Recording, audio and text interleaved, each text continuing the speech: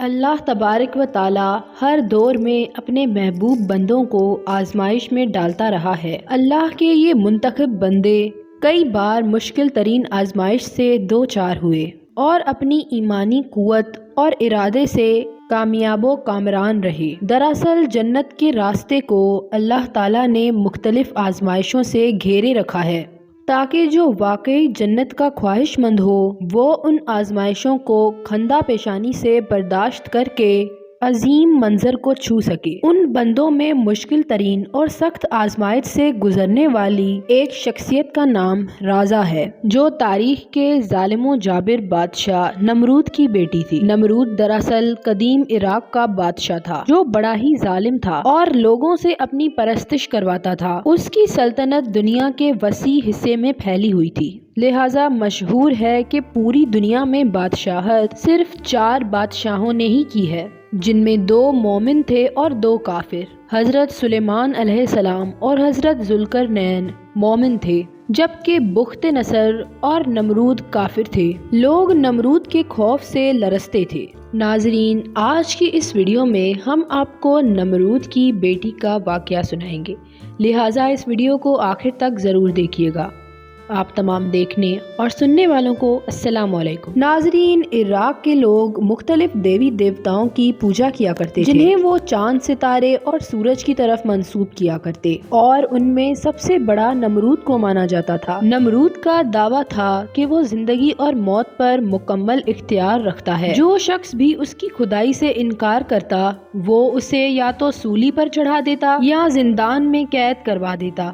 اس نے انسانیت پر ظلم کے پہاڑ توڑے اور غرور و تکبر میں ڈوبا رہا، لہٰذا اللہ تعالیٰ نے ابراہیم علیہ السلام کو نمرود کی اصلاح کے لیے مبعوث فرمایا۔ دراصل حضرت ابراہیم علیہ السلام کے دور میں لوگ پتھر کی مورتیاں بنایا کرتے تھے اور شہر کے سب علاقے اور چوک چوراہوں پر ایک بت موجود ہوتا تھا، لہٰذا حضرت ابراہیم علیہ السلام ایک دن ان کے سب سے بڑے بت خانے میں داخل ہوئے اور ان کے تمام بتوں کو توڑ دیا، البتہ ان کے سب سے بڑے بت کو چھوڑ دیا اور کلہاڑا اس کے کندھے پر رکھ دیا۔ اگلی صبح جب لوگوں نے بت کدے میں ان ٹوٹے ہوئے بتوں کو دیکھا تو شدید غصہ ہوئے اور نمرود کو اطلاع دی کہ یہ گستاخی صرف اور صرف ایک شخص کر سکتا ہے، وہ جو ہمارے دیوی دیوتاؤں کو برا کہتا ہے اور وہ جو نمرود کو بھی خدا ماننے سے انکار کرتا ہے، اور وہ شخص تارخ کا بیٹا ابراہیم ہے۔ لہٰذا نمرود کے حکم سے حضرت ابراہیم علیہ السلام کو گرفتار کر کے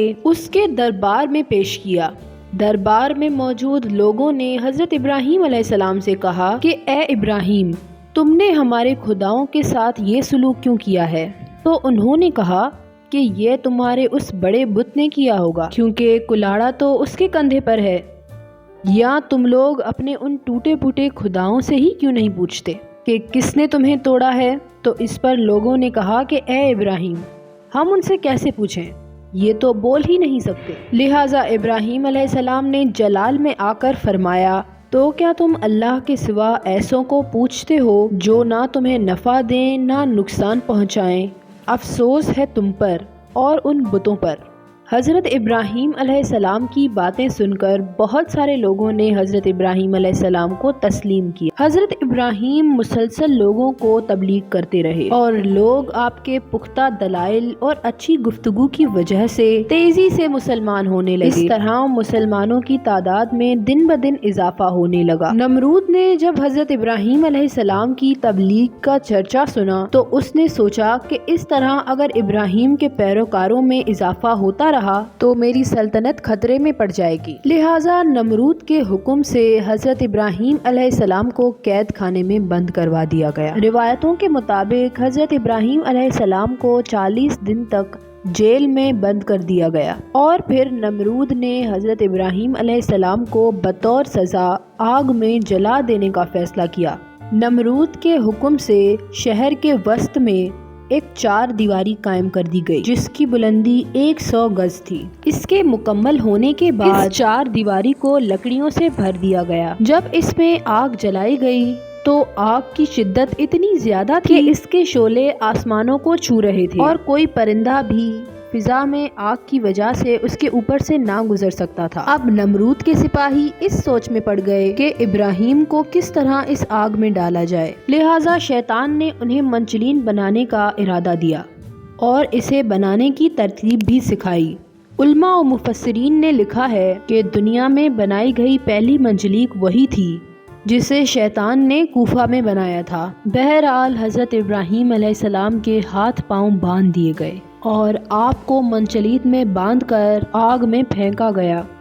جیسے ہی حضرت ابراہیم اس بہکتی ہوئی آگ میں جا کر گرے تو اللہ تبارک و تعالیٰ کی طرف سے آگ کو حکم ہوا کہ اے آگ فوراً حضرت ابراہیم علیہ السلام پر ٹھنڈی اور سلامتی والی ہو جا۔ چنانچہ یہ آگ ٹھنڈی ہو گئی اور گلزار بن گئی۔ ایک روایت یہ بھی ہے کہ جب حضرت ابراہیم علیہ السلام پر آگ ٹھنڈی ہوئی تو اس وقت پوری دنیا کی آگ 3 دنوں تک ٹھنڈی رہی اور اس میں کوئی اثر نہیں تھا۔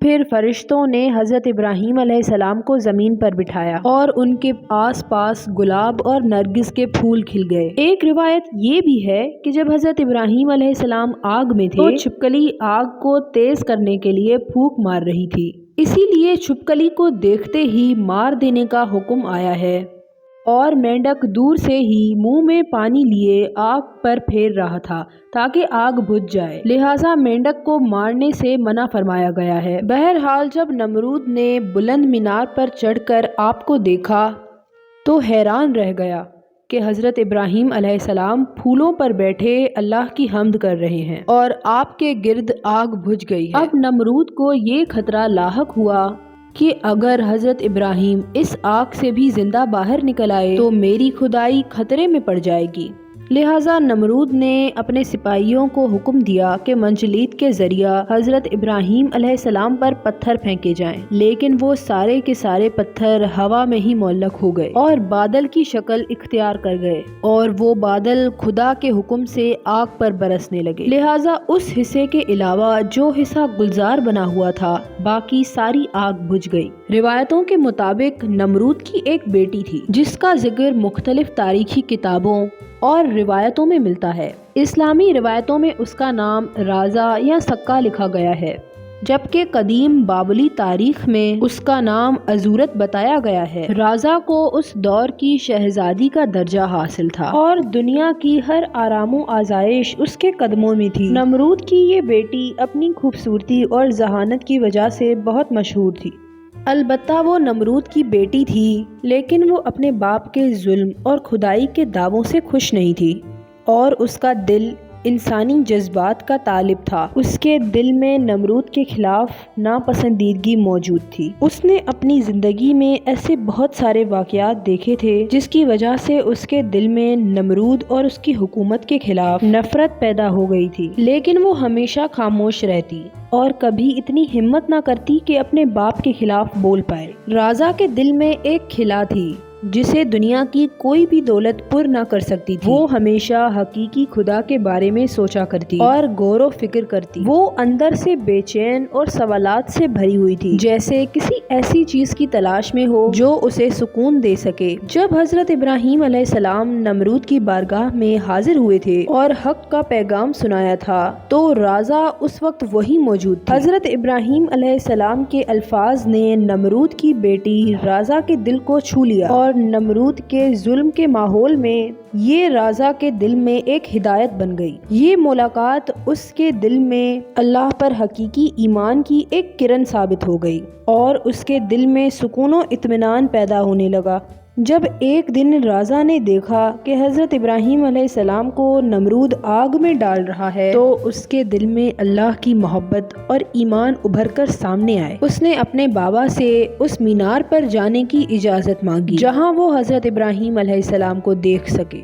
چنانچہ نمرود نے اسے وہاں جانے کی اجازت دے دی۔ رازا اس بلند مینار پر کھڑی ہوئی اور اس نے بے ساختہ آواز دی کہ اے ابراہیم کہ میں تیرے وحدہ لا شریک خدا پہ ایمان لاتی ہوں۔ جب نمرود کو اپنی بیٹی کی یہ حرکت معلوم ہوئی تو نمرود آگ بگولا ہو گیا اور غضبناک ہو کر اپنی بیٹی سے کہنے لگا کہ تو ابراہیم کے دین سے پھر جا ورنہ تیرے اوپر اپنا قہر نازل کروں گا۔ اس نے رازا کو خوب ڈرایا اور دھمکایا، لیکن اللہ تعالیٰ کی محبت نے اس کے دل سے ڈر و خوف کو ختم کر دیا اور اس نے ہر اذیت اور مشکل اٹھانے کا فیصلہ کر دیا۔ نمرود جب رازا کو سمجھانے پر عاجز ہو گیا تو اس نے اپنی ہی بیٹی کو جلادوں کے حوالے کر دیا۔ جلادوں نے رازا کو دھوپ میں لٹا کر ان کے ہاتھوں میں مہر ٹھوک دی۔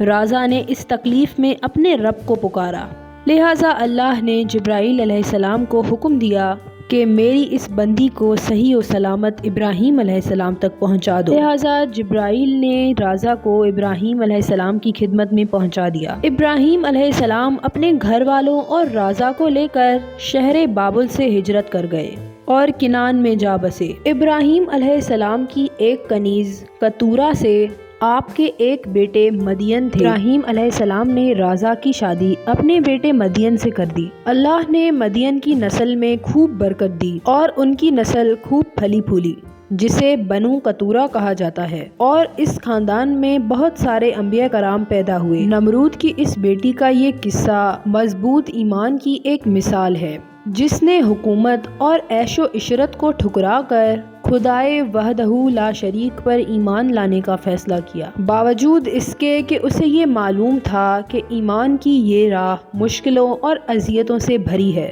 لیکن اسے اللہ تبارک و تعالیٰ پر کامل یقین اور بھروسہ تھا۔ یہ کہانی ہمیں سکھاتی ہے کہ ایمان کی طاقت دنیا کی ہر طاقت سے مضبوط ہے۔ رازا کے اس کامل یقین اور پختہ ایمانی نے اسے بلند درجے پر فائز کیا اور اس کی زندگی اہل ایمان کے لیے ایک مثال بن گئی کہ حقیقی ایمان میں دنیائی آسائش محض ایک دکھاوا ہے جس کی کوئی حیثیت نہیں ہے۔ روایتوں کے مطابق رازا نے اپنی آخری سانسیں بھی اللہ کے ذکر میں گزاری۔ تو ناظرین، یہ تھا نمرود کی بیٹی رازا کا قصہ۔